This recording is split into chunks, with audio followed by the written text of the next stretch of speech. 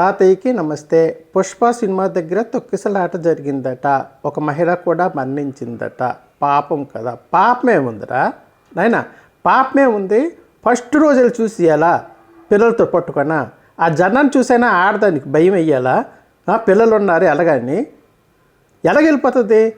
అది కోకుండా ఆ హీరో పుష్పగాడు కూడా సినిమా చూడడానికి వచ్చారట. మరి జనం ఎలా ఉంటారు చెప్పు?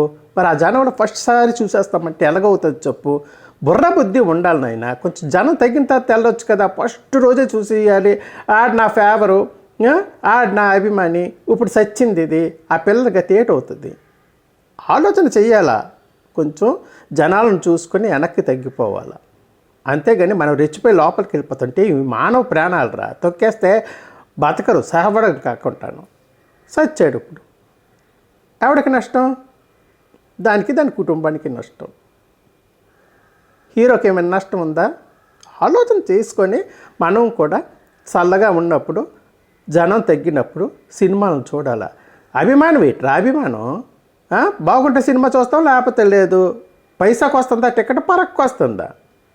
అభిమానంతో నిలిపోయి ఉత్తి చూడడానికి 700-800 బాక్ అంటున్నారు చాలామంది యూట్యూబ్లో.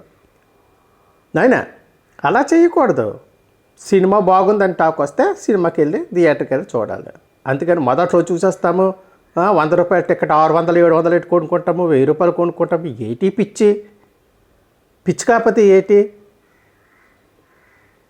ఇలాంటివి జరిగినప్పుడు ఆ హీరో వచ్చి కరుణిస్తాడా? ఈ పిల్లలకి తల్లి అవుతాడా? ఆలోచన చేయండి అమ్మా. ఆలోచన చేసి అభిమానం అని పిచ్చిగా ఉండకండి. ఆలోచన చెయ్యండి. ఆలోచిస్తే పోయేదేమి ఉండదు. పోయేది మనమే. ఉంటాను.